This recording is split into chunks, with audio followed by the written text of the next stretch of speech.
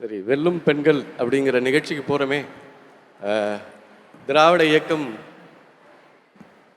பெண்களுடைய முன்னேற்றத்துக்கு என்ன பண்ணியிருக்குன்னு படிக்கலான்னு நேற்று நைட்டு உட்காந்தேன். கிட்டத்தட்ட ஒரு 4.5 மணி நேரம் போயிடுச்சு படிக்கிறதுக்கே.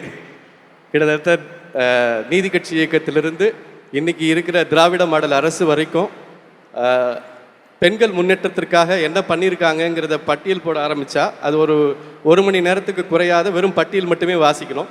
ஏன்னா முதலாக ஓட்டுரிமை அளித்ததிலிருந்து முதல் பெண் சட்டமன்ற உறுப்பினரை உருவாக்கியதிலிருந்து இன்றைக்கி நாடாளுமன்றத்தில் 33% இடஒதுக்கீடு திக்கி திணறிட்டு இருக்கிறப்போ அதை கலைஞர் அவர்கள் இங்கே நிகழ்த்தினார். அது பத்தாதுன்னு சொல்லிட்டு இன்றைக்கி அவருடைய புதல்வர் 50% இடஒதுக்கீடை கொடுத்து இப்போ கிட்டத்தட்ட பார்த்திங்கன்னா தமிழ்நாட்டு பெண்களை ஆட்சியில் அரியணையில் ஏற்றி உட்கார வைத்து அதிகாரத்தை வழங்கி அதில் சந்தோஷப்படுற இந்த பட்டியலை படிக்க நேரமாகுங்கிறதால சின்ன அனுபவங்களை மட்டும் பகிர்ந்துட்டு நான் விடைபெறணும்னு நினைக்கிறேன்.